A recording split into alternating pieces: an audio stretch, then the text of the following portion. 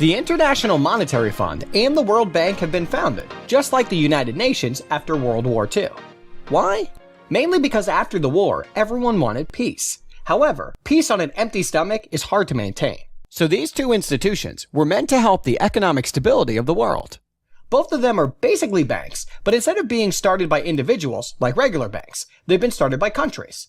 Most of the world's countries are members of the two institutions, but of course, the richest countries are those who handled most of the financing, and ultimately, those who have the greatest influence. The IMF and the World Bank were designed to complement each other. The IMF's main goal is helping countries which are currently in trouble, and who cannot get money by other means. Perhaps their economy collapsed, perhaps their currency is in danger. The IMF in these cases is kind of like a lender of last resort, who you go to when nobody else is willing to give you money. The World Bank, in comparison, has a more long-term approach. Its main goals revolve around the eradication of poverty, and it funds specific projects which help them reach these goals, especially in poor countries. Unfortunately, the reputation of these institutions has been dwindling, mainly due to practices such as lending to corrupt governments, or even dictators, and imposing ineffective austerity measures to get their money back. If run properly, however, they definitely could help make the world a better place. Madam Georgieva, welcome to CGTN. Thank you very much for having me. How relevant, really, is the World Bank these days? It seems to be more relevant than before the financial crisis. Demand for World Bank lending, for World Bank knowledge has gone up. Yes, indeed, but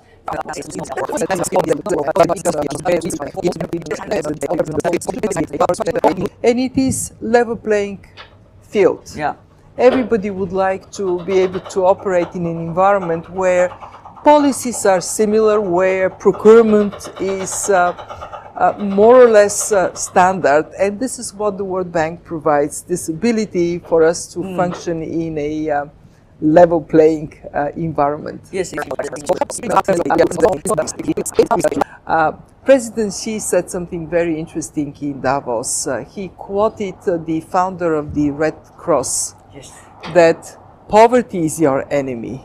It is not your neighbor that is your enemy. Poverty is your enemy. And that resonated very strongly with me as somebody who has dedicated my professional life to development. Because indeed, if we want in this interconnected world to live our lives with more certainty and have them getting more prosperous, it is very important that we don't forget about the people in our countries and in the rest of the world that are falling behind. At the World Bank, we use the capital that our shareholders have given us as an assurance for markets, and then we go to the markets and we raise money there.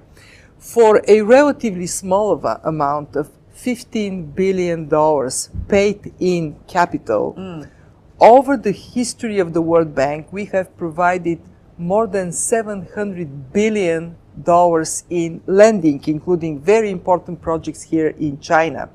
And we have also collected income, and this income is invested in resources for you, for the people we serve.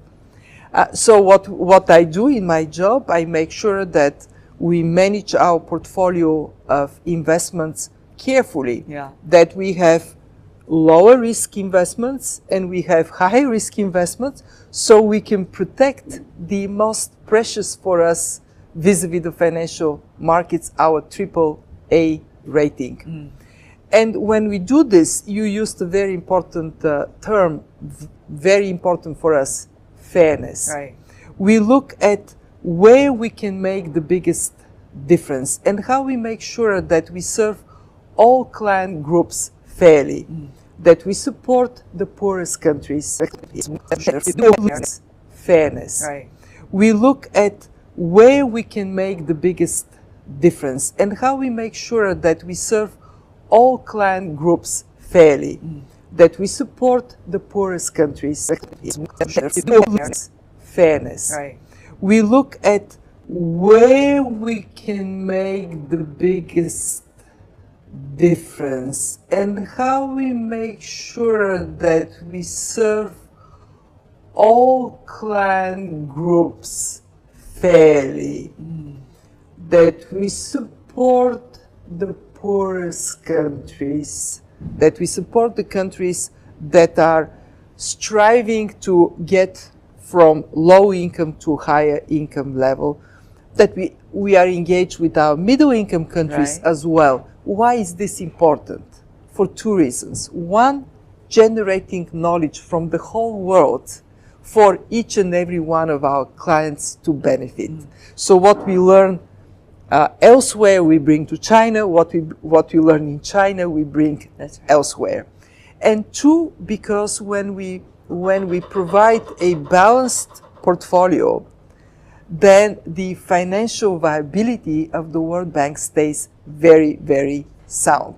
Balanced portfolio, then the financial viability of the World Bank stays very, very sound. So they can very quickly serve clients using the expertise of the World Bank. So when you look at the world and what is the demand out there, and then look at our resources, collaboration is the name of the game. We have to make it possible for private sector funds to be invested in infrastructure. Therefore, every single, we call this at the World Bank cascade, every single investment that can be funded by private sector ought to be funded by private sector. And then comes an engagement that brings risk down, creates the capacity of massive investments to take place. Well, in our portfolio, infrastructure is in the order of 45%. So it is quite significant. And so what is more important is that very often it is not plain vanilla infrastructure, but one that would have transformative impact. For example, renewable energy, energy efficient buildings, urban development that is smart, cities that are fantastic for people to live in, but are also very efficient and very productive. And this is our interest, is to support as much as possible that kind of infrastructure.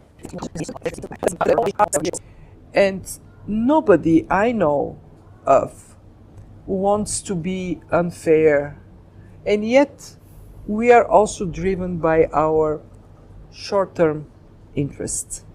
And very often the long-term sustainability of our future may get in conflict with the short-term interests. So what we can only count on is that we find a way to express that common sense of decency and fairness more profoundly. What I found, especially when I went to places affected by conflicts, is that anger, hate are very loud. Goodness, very quiet. So how can we amplify that voice of goodness, knowing that goodness is more widely spread than hate, and yet hate is much louder, deafening. And there you have a big role to play. The media can be the amplifier of that voice of goodness. As long as we have people like you to be in the media. Thank you so much, ma'am, for being with us. We have learned a lot, and all the best for your work at the World Bank. Thank you. Really appreciate it. Thank you very much.